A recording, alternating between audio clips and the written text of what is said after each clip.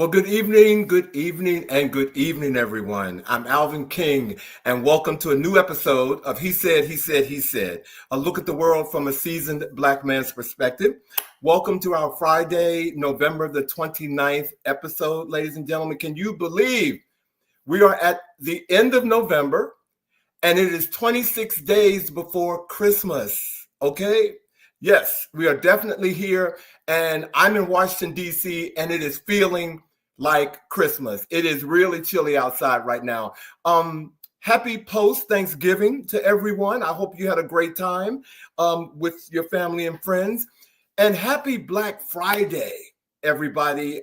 For those of you who believe in that and have gone out and have been doing a lot of shopping, I actually got a little shopping bug earlier today, and I went out to one of my favorite stores. I'm so DC, and I had to go buy black today. So I promised her, the owner, that I would wear her merchandise on the show tonight. So I'm so DC, here I am. Ladies and gentlemen, welcome to our very special episode tonight. On Sunday, December the 1st, we celebrate and recognize World AIDS Day, a global movement to unite people in the fight against HIV and AIDS. And since 1988, communities have stood together on World AIDS Day to show strength and solidarity against HIV stigma and to remember lives lost. According to the World Health Organization, this year's theme, Take the Rights Path, My Health, My Right. This is not just a time for reflection, but a call to action, a reminder while significant progress has been made in treatment, awareness, and prevention, the work is far from over. But we're recognizing this day, we are not only, combating the stigma surrounding HIV and AIDS, but also reaffirming our collective responsibility to ensure equitable access to healthcare, education, and support for all. Because together, we can do this. You've seen how far we've come. And tonight in our featured episode, we see you. We are joined by the Honorable Dr. Maurice Franklin, Public Policy and Public Administration Adjunct Professor at California State University. He's here to talk about his extensive work in the continued fight to eradicate HIV and AIDS. And he is my brother. And I'm going to tell you more about that when we get on with the show. I've been telling all of you all month that it is American Diabetes Awareness Month, and diabetes is a very serious medical condition that affects millions of Americans, particularly African Americans. And it's estimated that 1 in 10 Americans have diabetes, and many people don't even know it. The website, www.diabetes.org, please visit it.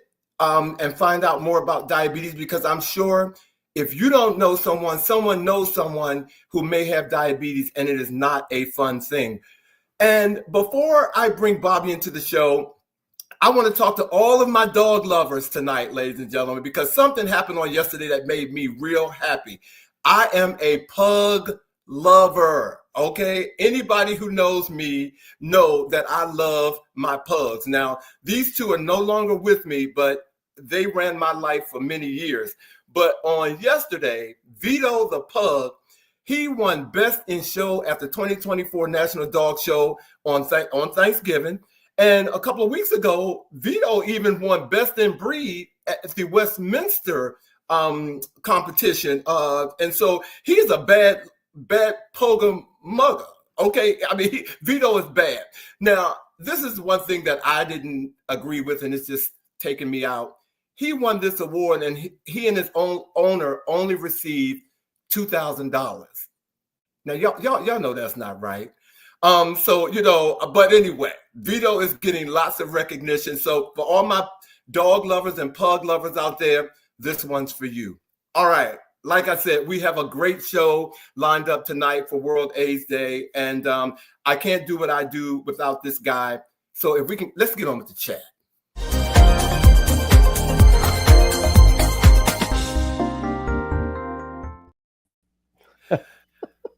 Bobby. Okay, I just want you to push back just a little bit so they can see your sweatshirt, because it's I just want them to see that there, say where it says "I'm so DC" on that sweat. That is so cute. You know, thank you, Bobby. I'm such a huge fan of this store. And ladies and gentlemen, look it up online. I'mSoDC.com.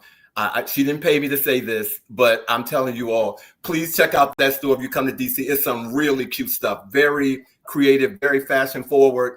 But like I said, I told her I'm wearing her merchandise tonight. So. I love it. And of course, many of our viewers know that you and I are both native Washingtonians. So this is something that we really, really want to get behind, supporting a local Black-owned business that promotes our hometown. So it's a good thing. Amen. Amen. Bobby, before we get on with the chat, some folks have come up in here. Your girlfriend, your BFF, Meechie's in here. How you doing, Meechie? Kathy Luster is here. I think a new visitor. Thank you for joining us. Charles Reese is here. One of my favorite persons Charles, good in to the see world. you, man. And let me see. Glenn Baker's here. JJ Tate is here. As always, Glenn. Happy holidays to each of you. And that's right, Glenn. Congratulations, Vito. That's right. Keep Pugs alive. Okay. Thanks, Jay. I know Vito only getting $2,000. Now wait, let me just ask very quickly. Is that the standard prize, or did they try to shake Vito down? Like what? Bobby, is that the normal prize?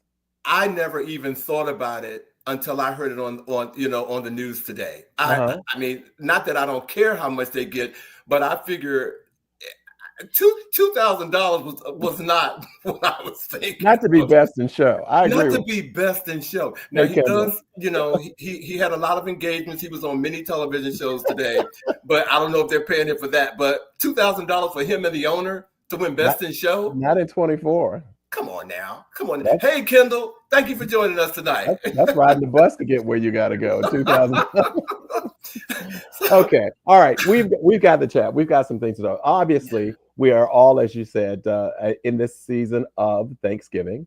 And yesterday, indeed, was Thanksgiving. And I know that both of us were blessed abundantly to be in the fellowship of those that we love. And so I just wanted to just take a moment for us to just articulate one or two things that we're thankful for this year. Wow. Well, I'm gonna let you go first because I have a ticker tape of 10 and I got to go to 2. So I'm gonna let you go first. All right. Okay. So I guess one of the things that I would say is, we often talk about the importance of village, and that village being your family and what we refer to as your family, your friends who are a part of your family. And so one of the things that I am always immensely grateful of and thankful to God for is a village. I feel that I am so tremendously blessed. I try to be a good village member, but I also know that it's because I have such an extraordinary village. So I thank God for village and community. The other thing, as you get older, your health is something that you can never, ever take for granted. And so while I am not of perfect health, as I don't think anybody is, and certainly somebody over 60 years old, you start to have all kinds of things happen. I'm very, very, very grateful for, generally speaking, good health.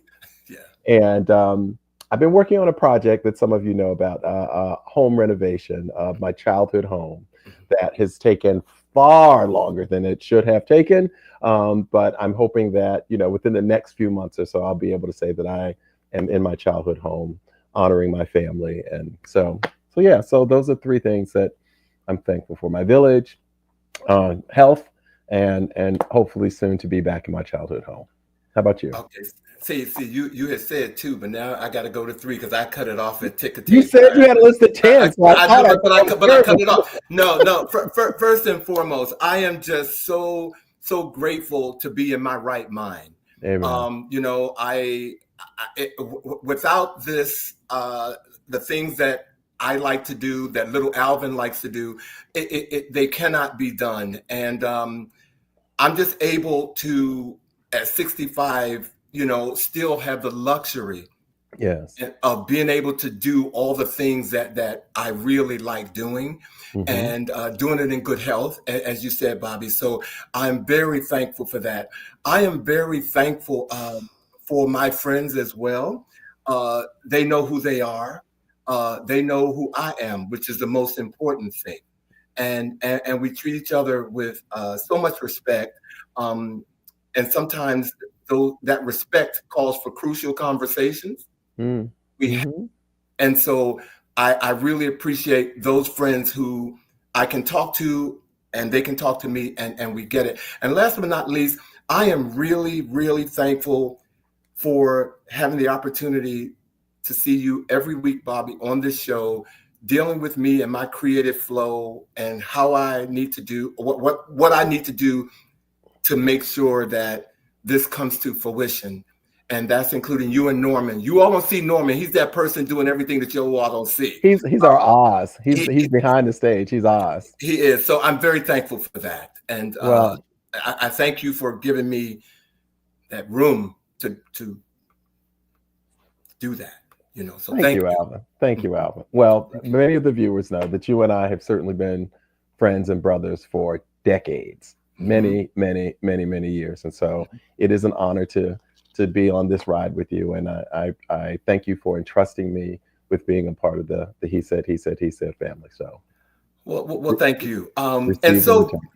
viewers, so that you know, for our chat, Bobby and I thought that we would stay away from what's in the news and just get a little personal with you Yeah, guys today. yeah. And in honor of World AIDS Day, Bobby and I, we want to take a minute to also talk about what honoring World AIDS Day means to us, Hmm. because we're in that bracket of life that we saw AIDS and HIV from the beginning Hmm. to where it is now.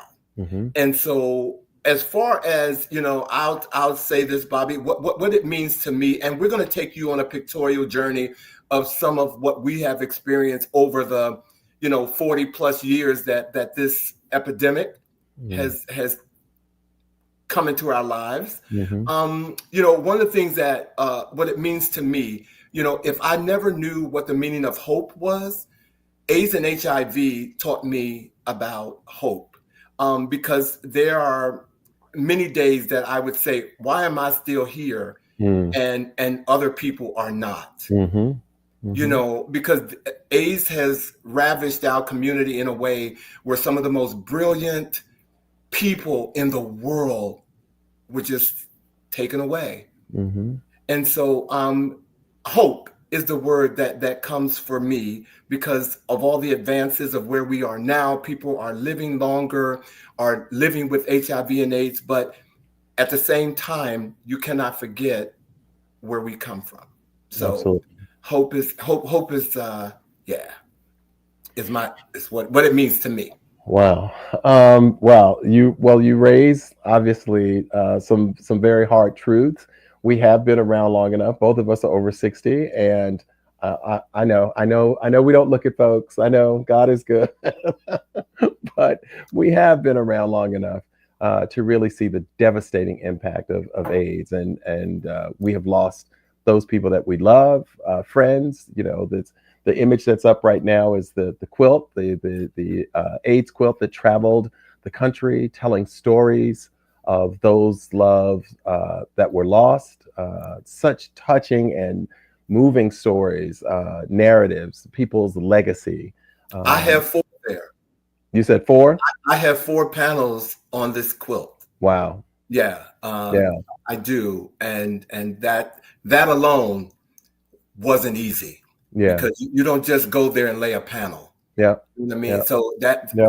but I'm sorry, I And didn't mean to interrupt you. no. And of course, some of the viewers may be aware, and certainly those who've known me a while know that while I had lost a number of friends and people that I knew of to the disease, it hit most closely when I lost my only sister, my youngest, the youngest of the three children, my sister, only girl of the three, who in 1995, at the age of 30, contacted me to share that she was under the weather and had gotten some devastating news. And again, timing is so important when it comes to this disease, in that in 1995, as a Black female, she was simply not on the radar of the medical community Mhm. in terms of any type of real studying or really attention to Black women, who were a rising demographic within the AIDS infected community. And so losing my sister at the age of 30 was devastating for me and for my family. And so it came as close as it could possibly come to my family and the loss of my sister. So it's always been something that's very personal to me. And as you said, as a Black gay man, feeling to some degree this survivor's remorse, like wondering how is it that I was unable to be impacted in the way that so many people were, and grateful at the same time. Mm-hmm. Yeah, you know, and I remember I knew you when your Hmm. sister passed away, Hmm. because that was also a time that I lost my partner of 17 years at the Hmm. same time. Hmm. And during that time, and I know we're going to move on, that was like a moment where the stigma was so high, and it was just where families who had family members that were dying of HIV or dying of Hmm. AIDS. And if you were in a relationship, that was a moment where families would come in and just, feel like they had no regard for the fact that you might have been in a relationship with this person. And I saw a lot of that happening. Thank goodness it did not happen to me. Hmm. But Hmm. when I reflect on that, that's also another piece that's very hurtful, Mm. in going through. So, yeah, so thank you, Bobby, Yeah, for going down yeah, memory lane. Thank you, viewers, for letting us go down memory lane with you and share some of our absolutely, personal absolutely. experiences about, this devastating disease. But people are living longer, and we're going to talk more with our special guest about that. We are. We're going to do that. I also, okay, I'm going to, take the chill off before we end our chat. Okay. Let's talk about this social media thing right now. Bobby and I decided that we wanted to ask our viewers two questions. And the first one is, imagine if social media Hmm. closed every day at 6 o'clock p.m. like a shop.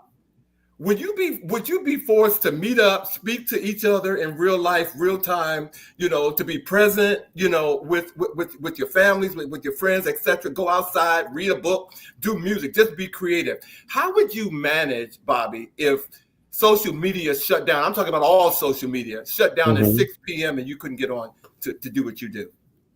Well, you guys know I'm a big. I like reaching out to my friends via Facebook, so I share a lot. I do. I go on it. I take walks all the time. I enjoy good food and stuff like that. So I utilize social media quite a bit. But I have to say, I don't think that it would take a while to get adjusted to it, but I don't think it would be a terribly bad thing because I also enjoy reading. I also enjoy being in the company of friends. So, I mean, it would take an adjustment, but it wouldn't be the end of the world for me.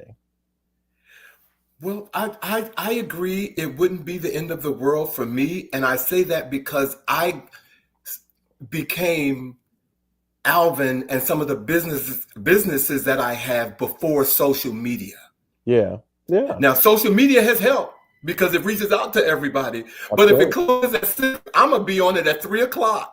Okay, and when it closes at 6, You're like, I'm just I'm going to adjust.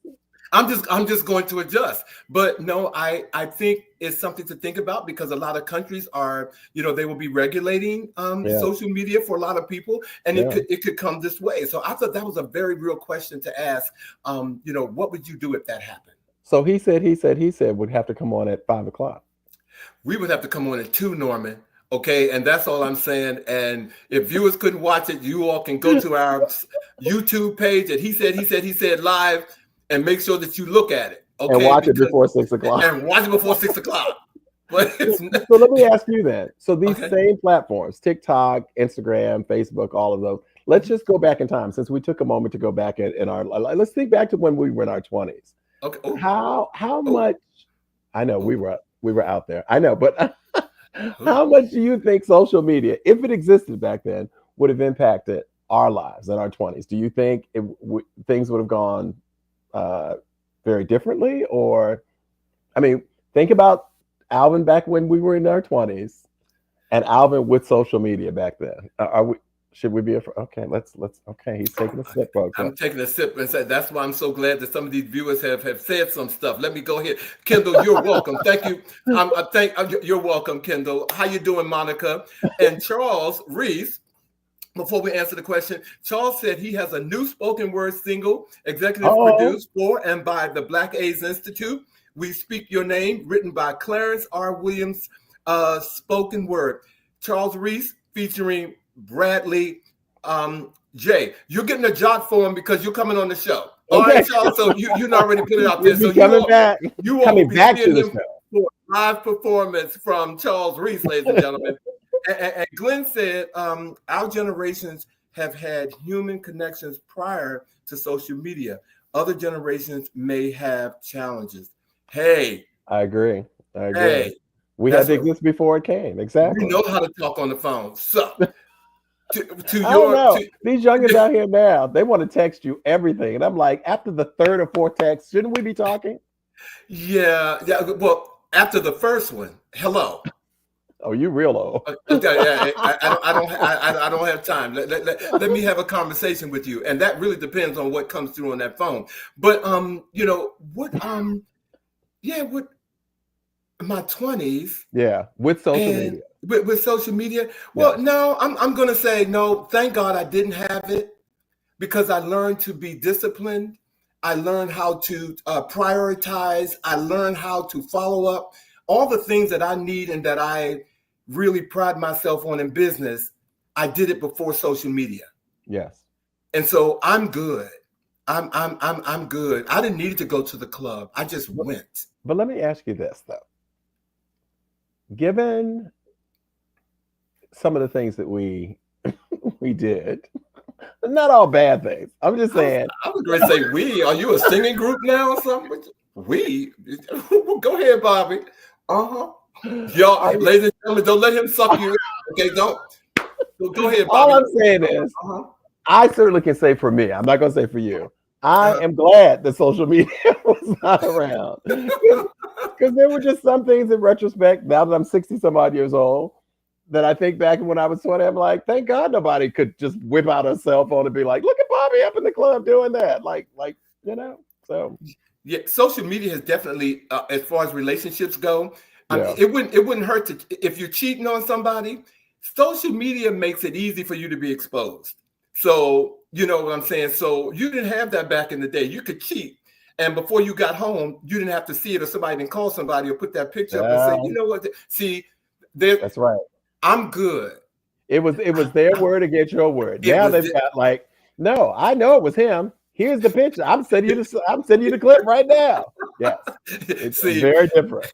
Ladies and gentlemen, wait a minute. Michi had a comment before we move on. For my generation, it would be okay. However, for the generation who were born into social media, would readily struggle. I agree. I agree. Viewers, thank you so much for weighing in on that. We appreciate it. We are now ready. We're going to move on into our We See You tonight. We are so happy that our special guest is here. No, I know I'm happy because I call him a brother. And Bobby, if you're ready, I'm going to go ahead and introduce him.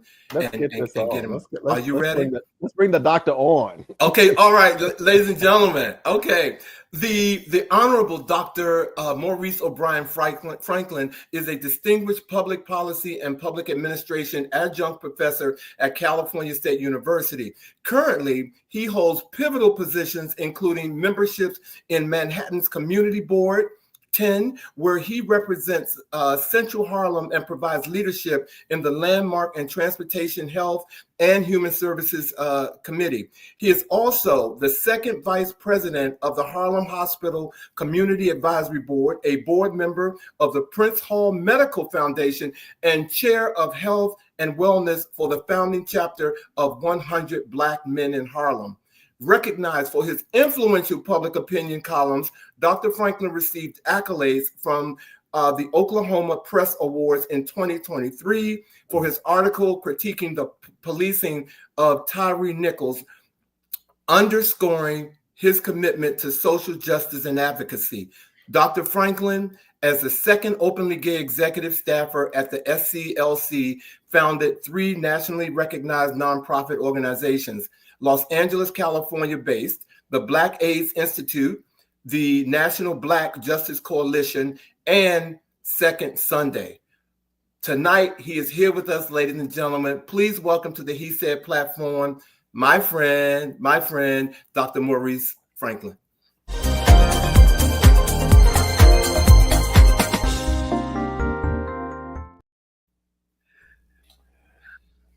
Thank you. I see both of you, brothers. Both of you. We see you, brother. We see you. Thank you, Maurice, for being here. Ladies and gentlemen, I'm going to go off script for 1 second because I got to let you all know there's something very special about this moment right here, because Maurice and I met Thanksgiving week 1992, Maurice? 91. It's 31 years ago. 91, wow. 31 years ago in South Carolina. Wow. I didn't know, but I was going to visit someone who was dying from AIDS, and it was 8 of us who came together, and Maurice was one of them. And that moment, we called each other brother 30 years ago. So this week, this moment right now is very special to me. Thank you for being here, my brother. Thank you. Thank you so much for the invitation. And as you guys were talking about earlier, you were talking about the things that you're grateful for, and you talked about sort of your chosen family and chosen community. And I really was thinking about, 31 years ago, as I was driving from Atlanta, Georgia, where I worked with Dr. Joseph Lowry at the Southern Christian Leadership Conference, driving from Atlanta to Greenville because my friend was passing. And as soon as, I don't know how I got there, quite frankly, I was driving so fast that the moment, but I remember that by the time I got to Greenville, I was hearing Angela Bofill's song, and I knew that at that point it was it, because that was one of his favorite songs. And so when I got to the hospital, my friend Marv Starks had passed. But that's really how we connected, my fraternity brother and his partner, and sort of our extended friends and family, and Alvin, you were part of that connection, and those brothers at that time, particularly doing this work around HIV and AIDS. It was challenging work. And so, as a very young, mindful, intentional, a brother who was, had what I considered at the time, brothers we didn't get a chance to run back into a burning building. We were in the burning building. Yeah. And we made a choice. And we made the choice to stay in that building and that house that was on fire, trying to save members of our community's life. As Dr. Lowry said, when America gets a cold, Black America gets pneumonia. Amen. And we were experiencing that all around the country, all around us. And so I was fortunate enough to have had, this experience in the United States Navy, and then taking that, to the National Education Association, where I worked along with Dionne Warwick and was with her and her team as the quilt came to Washington for the very first time. Wow. And so these experiences that I was having, because of sort of the adjacency of being with a social justice leader like Joseph Lowry, it sometimes placed me in places where I felt so isolated and so alone, trying to speak the names and speak on behalf of people in our community. And Alvin, I want to tell you that, when I met you and those 8 brothers during that time period, I felt like I had an extended community. And so the fear that I was having, even if I'd walk into spaces and, I'd be all bucked up and ready for whatever was happening. Mm-hmm. When I go back and look at those pictures right now, Alvin, I'll say, I see a young boy, you look in his eyes, he's scared to death. Yeah. He's scared to death. but I'm ready for the fight. And so, but it was meeting you and other brothers like you that I call brothers for life, that really I felt insulated, but I felt emboldened, and even in those the days when I was fearful, I was, unafraid, as our Lord says, even the rocks cry out, so I just knew that at some point I had to be strong for all of those who could not be strong. So I'm really glad that I got a chance to meet you, and that we have. Now, I thought that I would be, by now I would have been walking the King and I productions, doing runway. I didn't realize this would be how we get to be a part of your production. He is really going back now because everybody knows. Okay, look, he is too busy for that. Okay, so I'm just going to say that he is too busy. I would not stand in the way of your success at all by asking you to walk on the runway. And since I have you at this moment, for those of you who again are joining this show, who know Maurice, I see you all on Tuesday, December the 3rd, Maurice. You are being honored by the New York City Health Department Bureau of Hepatitis, HIV, and Sexually Transmitted Infection for your contribution to eradicating HIV epidemic in New York City. So I want to take this moment to just congratulate you right now and send you kisses. I didn't screen. Do we have that image of his of the actually what I've been seeing announcing that you're going to be awarded this opportunity. I think I'm sorry, it may be at the end of the show, but I'm going to put it up so everybody can see it. And I just want to ask you, Maurice, what being honored in this way means to you. I call out the names of those in the community that were doing this work along with me who are not here now. And so for me, it is recognition of my work, but it's a collective work that I've been engaged in. So, I call the name of Dorena Kearney, who lives in Philadelphia, because a lot of work happening there is a direct, descendancy of her work.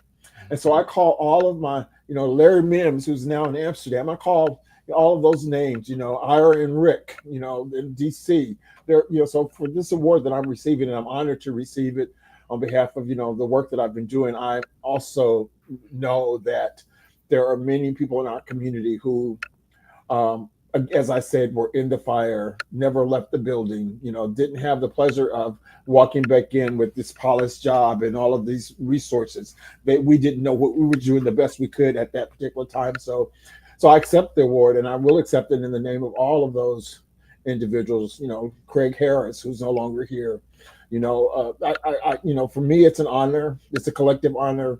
I'm glad that, and I hope that, for those that are doing, this work in these organizations now understand, not just the legacy that they're a part of, but the, the smoke and the mirror and the bells and the whistles, all the things that we had to do in order to just even raise the awareness, how many meetings we had to go to and shut the meeting down, you shut it down, or doing just things that I call performative, going to CDC meetings every year, to these big conferences and walking down front and center and having somebody kiss me on the lips. And I'm just a young boy at the time. I'm just trying to figure all these things out, public and private. But I would do it because I knew how important it was to my community. So sort of those lessons and those stories that are not told or untold about in terms of our struggle, our successes, and the commitment and passion that all of those individuals. One thing that I've really noticed, particularly as I begin to talk to more of what I consider elders in the community, it seems like everybody had some kind of background in theater or performing arts. Phil Wilson out of L.A. George Bellinger, who's was at Howard University, teaching dance in the dance program. I said, wow, we all have these similarities. So we, in some ways, had already, chosen something that perhaps in our community people were looking at like, boy, is you gonna do something serious with your life? I like want to sing and dance all the time, but in some ways, so we were, so being an outsider or a brother outsider, as described Barrett Rustin, we were prepared to, not be afraid, like Baldwin or Garvey or Malcolm X. We understood that there was a particular assignment that we had, and regardless of what anyone else was doing, we were going to, stand on the front line and pump our chest and fight on behalf of our community. So I call all of those names when I'm there.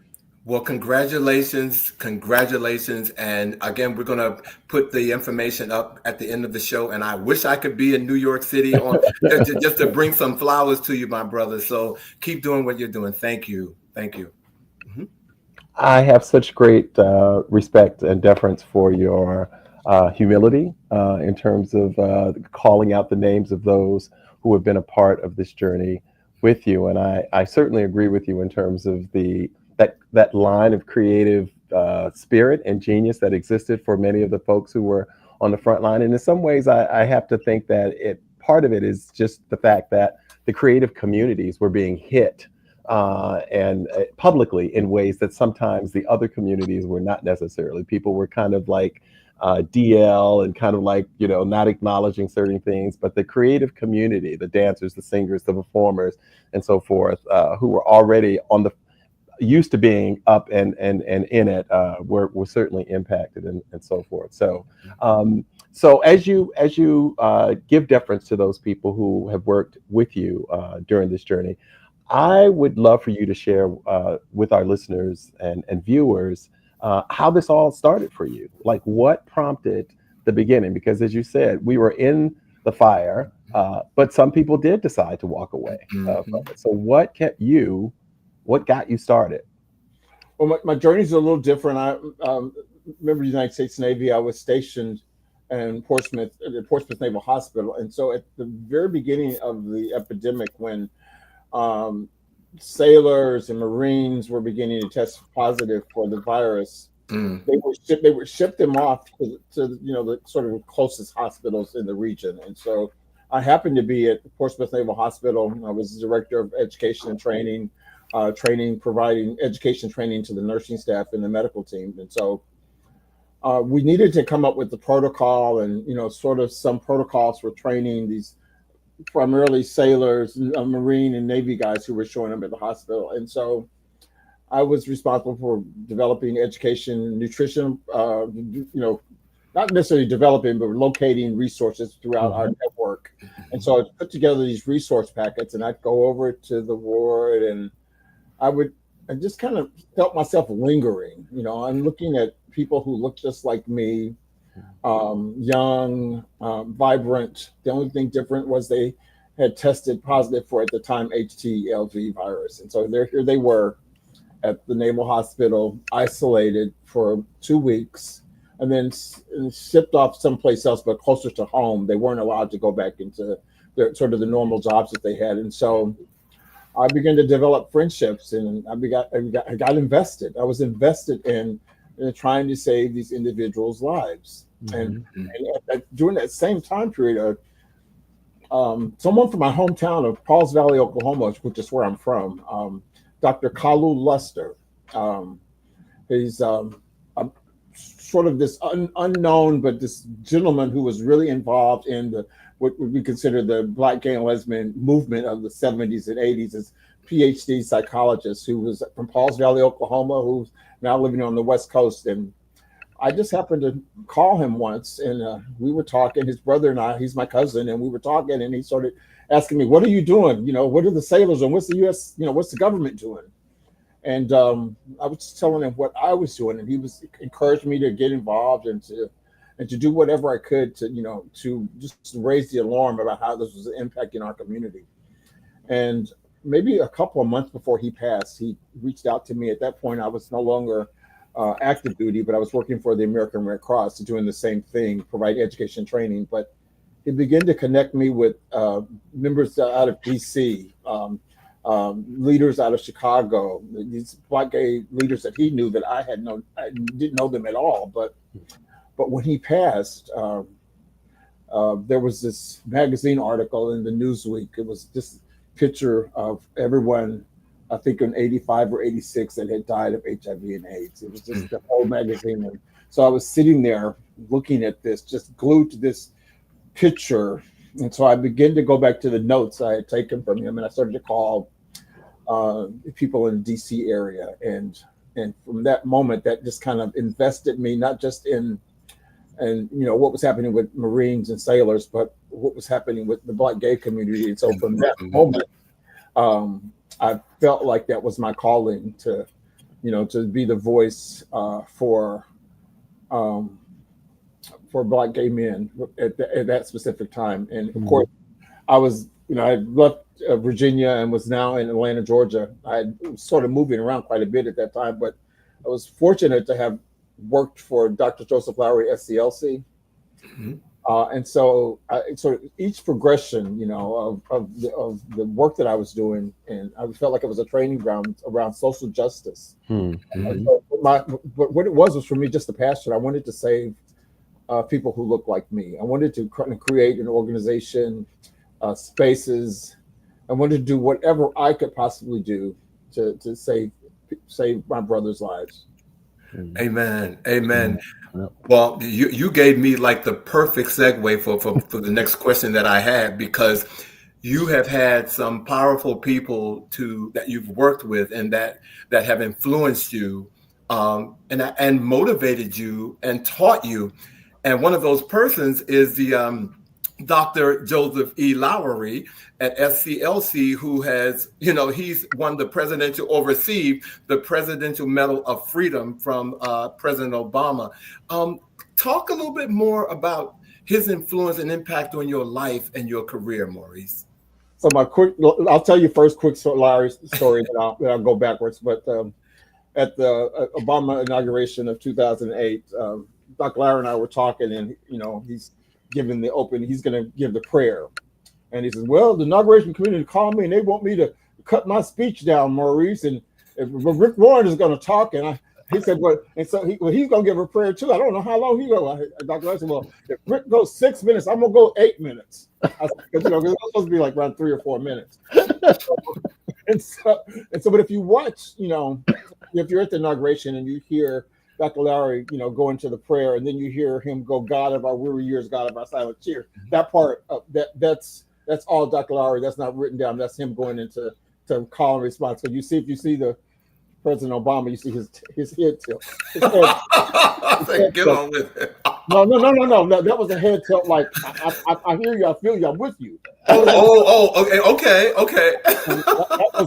That was a smile. Like get this. But Dr. Lowery and I have such a fantastic relation with him. I not only worked at SCLC and got to work with SCLC women doing HIV, the HIV and AIDS, national AIDS the movement that they had working with faith communities throughout the South. But I also had the pleasure and honor of going to church at Cascade United Methodist. So Dr. Lowery was my spiritual leader. Mm-hmm. He looks like my grandfather. And so I had a sort of a blood family, leader, a connection with him. He was more than just my boss. He was like a father figure to me. So I learned a lot from him. I got the opportunity to work with John Nettles and James Orange and other leaders that came through SCLC, including Rosa Parks and Dick Gregory. And so in the midst of all of that, I felt like they were pouring into me. Dr. Lowery was pouring into me, preparing me. They'd say, Barrett Rustin worked here. He was open the gate. We're okay with that. I said, "Well, I thought y'all knew I was gay." You are telling me that it's okay. I was that, but good to know. It was just that kind of, in the midst of all the work and the isolation, there were, a lot of Black gay men who were okay for Maurice to come to a party and, you got a certain look, you're good, you can fit in. But when it came to, doing the work, the social justice, HIV and AIDS, or Black gay liberation, that's a whole different ball of wax. And so there's a lot of isolation that came with that. But that sense of being with Dr. Lowery and having that kind of access and that kind of support, I felt like there were a lot of opportunities that he gave me. We had, during that time period, the first Black Gay Summit at the King Center that Coretta and Dr. Lowery, were part of it happening, and so it was having that kind of access, and of course Dr. Lowery during the Million Man March was the only leader that said anything about the Black gay. He was the only leader that even called that name, our names, and so there was that kind of intentionalness that I got from his leadership, that he was not afraid to speak truth. Yeah, he was a man of his convictions. He said what I've always felt like he said what was necessary. And for me, that was a great training ground around ethics, morality, and being clear about your convictions. And during that time period, of the early 90s, this work required that. It required us to be clear about the needs of our community, fighting with, CDC or HHS or the local health departments, or working with a band of brothers across the country, brothers in Chicago or Seattle or LA. We were all kind of connected by telephone at that time, a fax machine. And so the work that we did, and Cleo was at the second Million Man March, not the first one. So whoever this is supposed to know, but I love it. He's multitasking here. You do what you got to do. But it was that band of work that we had to do in terms of supporting each other. So if you knew something that I didn't know, it was around nutrition or around Eastern European or other medical methodologies, we were sharing that information in order to keep and support the brothers in our community living either holistically, if the people who weren't even on medication at that time. So exercise, mental health, nutrition, Asian, and West African medications. We were doing everything that we could throughout our network, and it was all telephone and faxes. Well, we got the best of you, because I see Dr. Lowry has poured into you. Absolutely. Okay, he has poured into you, Bob. You're doing the work, but he definitely laid the foundation for you to do what you're doing, Maurice. Before we move on, I want to say hello to a couple of these people here. Gia, I'm hoping it's either Gia or Gia. Thank you for joining the show tonight. Rudy Miles, Kathy Luster, Colin Clark. I love me some Colin Clark in Harlem. Thank you for joining the show. And Lau, thank you. Lau, thank you for Lowell. Thank you for your comment tonight. Thank you all for joining us tonight. Thank you. Oh my gosh, it is so good to see so many folks here tonight. And Maurice, as you were talking about, even mentioning that some people weren't on medicine, I'm thinking about the stigma that was often related to even going to the pharmacy to get certain medicines and disclosing your HIV status, that there were some people who simply could not do that, or chose not to do that, and certainly turned to alternative medical approaches and so forth. So I was rolling down medicine, the memory lane, as you were sharing. Even more than that, in 1991, when my friend passed, and that his family didn't even claim his body. Yeah, they didn't claim his body. We had to, and there were many stories like that in our community. I know too many people that the churches wouldn't let them be buried. The families wouldn't pick their bodies up, or they were in isolation because their dear friends, their Judys, that we used to use the word Judy, meaning we could wear the same. We wore each other's sweaters. Now, I was never a Judy, but I wanted to be a Judy. But you're my Judy. No, you're my Judy. Okay, no, yes, you are. Okay, I'm sorry, but keep going. Okay, but people would abandon their friends. People that and there are people living today that I still. I'm so glad of the the transition and that they and their conversion. But I remember during that time period when their friends, they had abandoned their friends, and we were there to provide that support and that network, because isolation, whether it's HIV and AIDS or diabetes or any other illness, mental health, the touch is so important to healing, and having someone you can talk to or smile with, or those kinds of things that provide just exhale kind of comfort.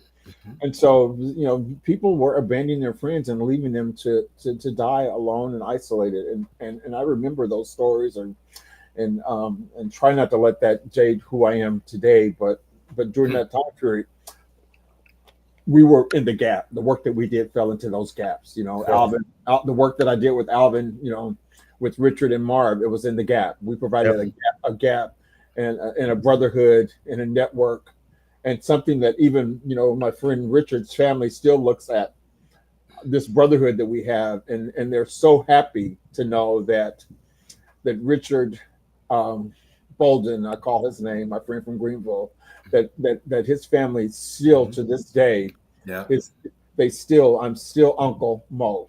Yeah. To the grown kids, I'm Uncle Mo, because they remembered that we were there on that front row at the church. Mm-hmm. We were in the car on the way to the service. Even though his mom was alive, she saw us, and she recognized us as family and as people that he were central to his life. And so she didn't abandon her son, and she wouldn't let us be seen any less than. These are part of our family. So those are the stories that I want to leave, that I'd like to, as we talk to younger generations, maybe they know about PrEP and PEP and all these new interventions and strategies that make people's lives much better, far better than what we had to deal with 31 years ago. But to let them know that there was a network of people out there that at all costs we would do anything that we possibly could to if it meant somebody living just another day, we would do that. Speaking of the network, you have done some extraordinary work with names that we are familiar with. Phil Wilson, of course, of the Black Aid Institute, and of course, journalist and political commentator, former member of the Clinton administration, Keith Boykin as well. Tell us a little bit about some of the work that you've done with Phil and Keith.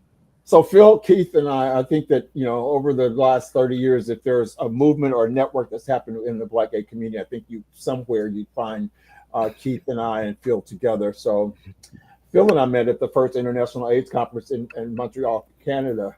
And I just happened to be probably the only person walking around with not gay on my title, but Phil had it on. So I graduated with Phil and George Bellinger, and we became friends in Montreal that summer in Montreal. And so Phil is like a big brother to me. And so as a board member of the Black Gay and Lesbian Leadership Conference, which I was a member of the board, and my work with SCLC, that what I was learning when I was with Dr. Lowry was how to advance a leader. And how to work with the leader, how to put the meat on the bones. That's what I learned from Dr. Lowry. How to make a room that looked like it was going to be smoke and mirror, not look like smoke and mirror. And so the work what I learned from Joe Lowry, I translated in my work with my big brother Phil Wilson. He is my mentor, my leader, and so I translated that into working the work that Phil and I've done over the last almost 40 years. It seems like now, and of course Keith and I have been friends and peers, and from the Million Man March of '95, Keith and I and Phil and a few others were a part of the very planning of that, the '95, that Black Gay participation.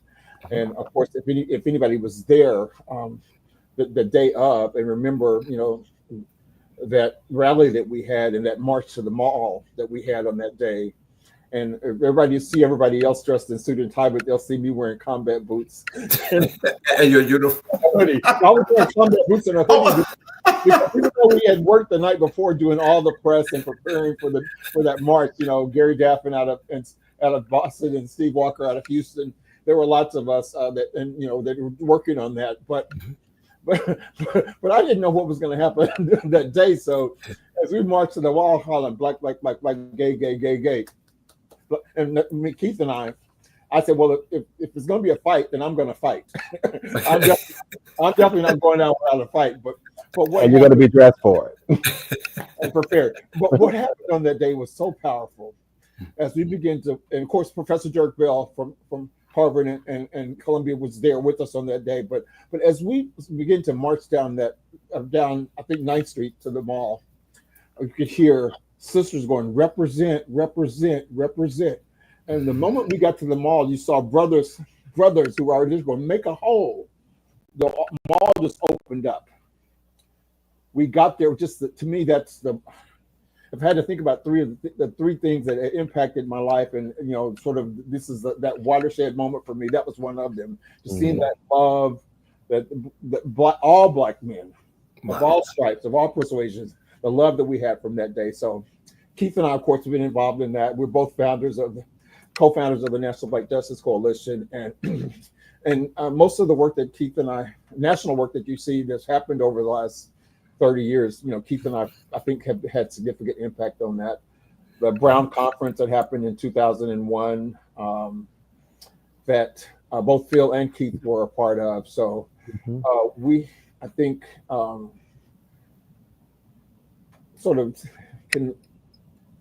we see each other.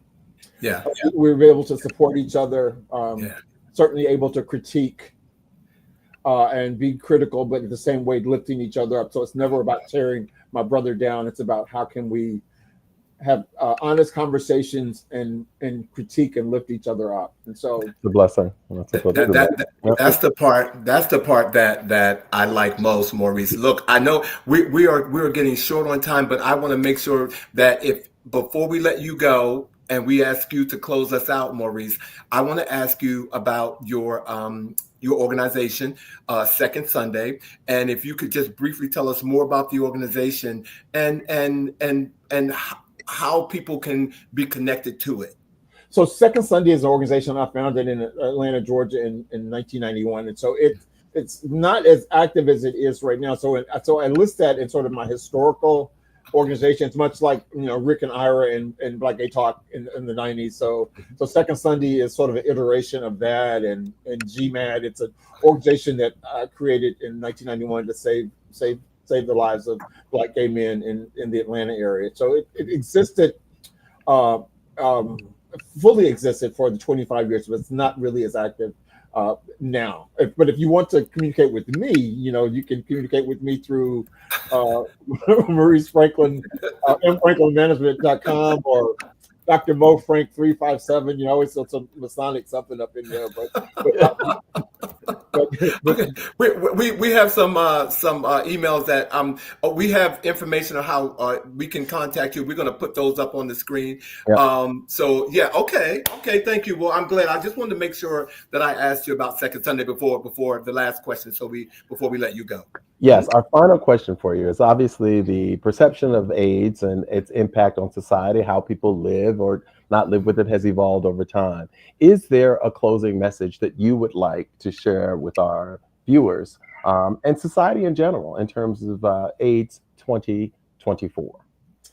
That there are still far too many people, Black gay men, getting infected with HIV and AIDS. And we can see that those numbers still are really still exacerbated among the Black gay community. Sure, we have new intervention strategies that are making individuals' lives, and the longevity of lives, people are able to live with HIV and AIDS. So we now know that it's treatable, and they're working towards a cure. And so there are certain medications that will extend your life and keep you your virus or you're suppressed. And so we're certainly, much further along than we were. But we're still seeing a rise in infections and syphilis and gonorrhea, and certainly, those are all sort of quote indicators of HIV infection and risk. So we still have lots of work to do among young populations, even older Black gay men as well. So let me not leave out older Black gay men, but just say that there's still Please don't. We're still looking at numbers that are disproportionate to our population. Yes, absolutely. Thank you. Thank you so much.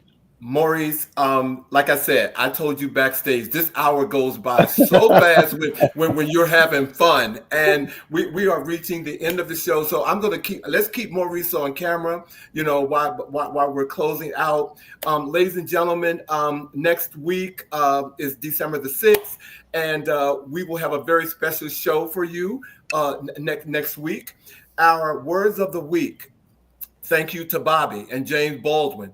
We can disagree and still love each other unless your disagreement is rooted in my oppression and denial of my humanity and right to exist. This is something that we all need to make sure that we read a couple of times a day. Okay, ladies and gentlemen. I also want to put up the information about Maurice, the event that you're being honored in this week in New York City, ladies and gentlemen. We have a way to get in touch with Maurice. He has it on his pages, and we will put it on our He Said live page also. But congratulations to you again, my brother, my friend. Thank you. Oh my God. I love you. Thank you. I love you too, man. And to all the viewers for showing up tonight, supporting me, Bobby, and Maurice. I love you guys. Please follow us on social media. We have our YouTube, He Said Live. Please go there and subscribe. And we look forward to seeing you next week on a new episode of He Said. He Said. There you go. There you go. There you go. Have a good weekend, everybody. Be safe out there. Everybody. And thank you for joining the show tonight. Thanks for watching, B. Good to Thank see you. you.